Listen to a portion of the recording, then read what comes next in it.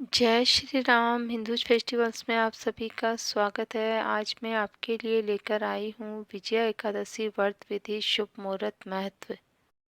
हिंदू धर्म में एकादशी तिथि का विशेष महत्व है। सभी व्रतों में एकादशी व्रत को सबसे सर्वश्रेष्ठ व्रत माना गया है। वहीं हर माह में दो एकादशी तिथियां आती है, एक कृष्ण पक्ष में और एक शुक्ल पक्ष में। आपको बता दें कि फाल्गुन मास की शुरुआत हो चुकी है और फाल्गुन मास के कृष्ण पक्ष की एकादशी 27 फरवरी के दिन पड़ रही है, जिसे विजया एकादशी के नाम से जाना जाता है। भक्तिपूर्वक श्रद्धा से स्त्री पुरुष फाल्गुन कृष्ण पक्ष एकादशी का उपवास करें। प्रातःकाल स्नान आदि से निर्वृत्त होकर स्वच्छ वस्त्र धारण करें। भगवान विष्णु का ध्यान कर व्रत का संकल्प करें। विजया एकादशी के दिन प्रातःकाल स्नानादि से निर्वृत्त होकर स्वच्छ अथवा नवीन वस्त्र धारण कर भगवान श्री हरि की पूजा के लिए कलश स्थापित करें। विजया एकादशी के दिन भगवान श्री हरि का विधि विधान से पूजा अर्चना करें। श्री हरि के मस्तक पर सफ़ेद चंदन से तिलक लगाएं। पंचामृत, पुष्प और ऋतु फल, केसर, चंदन, वस्त्र भगवान जनार्दन को समर्पित करें। ब्राह्मण को पूजन सामग्री तथा अन्न दान करें। फलाहार करें, रात्रि जागरण करें, भजन कीर्तन में अपना समय व्यतीत करें। क्रोध नहीं करें, कम बोलें, मन ही मन भगवान विष्णु का लक्ष्मी सहित ध्यान करें। विजया एकादशी व्रत कथा। धर्मराज युधिष्ठिर बोले, हे जनार्दन, फाल्गुन मास के कृष्ण पक्ष की एकादशी का क्या नाम है तथा उसकी क्या विधि है? इस व्रत को करने से क्या फल मिलता है? कृपा करके आप मुझे बतलाइए।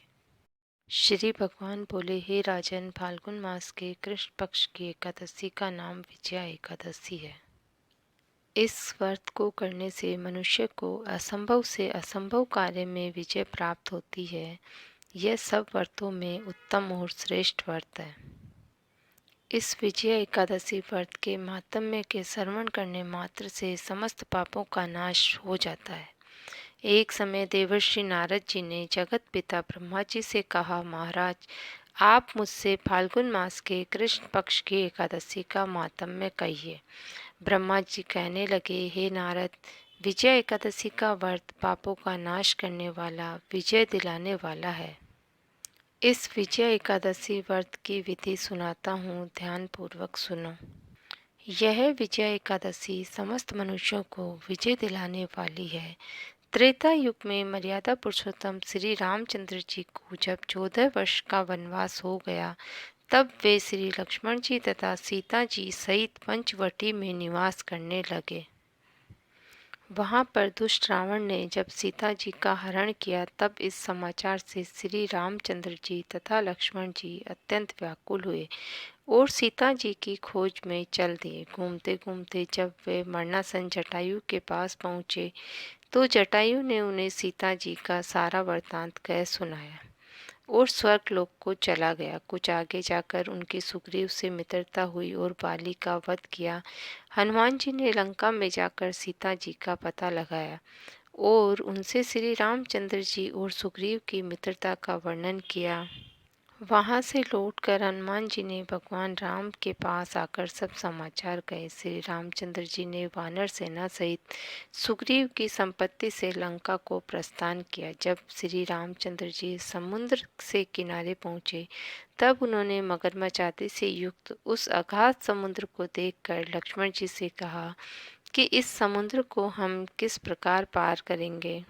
श्री लक्ष्मण ने कहा, हे पुराण पुरुषोत्तम, आप आदि पुरुष हैं, सब कुछ जानते हैं।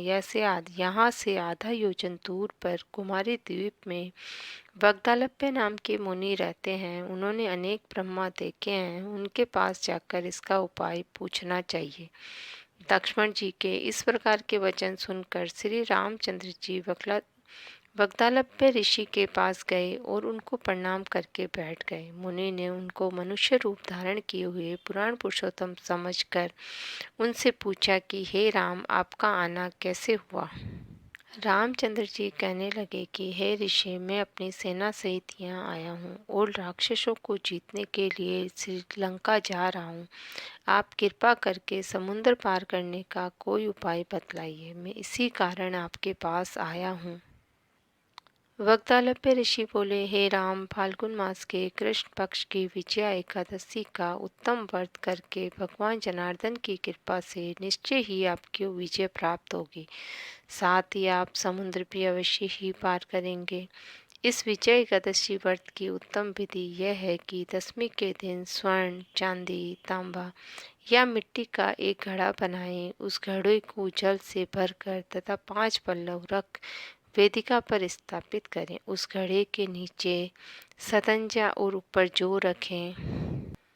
उस पर भगवान श्री हरि की स्वर्ण की मूर्ति स्थापित करें। एकादशी के दिन स्नानादि से निर्भित होकर धूप, दीप, नैवेद्य, नारियल और आदि पूजन सामग्री से भगवान श्री हरि की पूजा करें। तत्पश्चात घड़ी के सामने बैठकर दिन व्यतीत करें और रात्रि को भी उसी प्रकार बैठे रहकर रात्रि जागरण करें।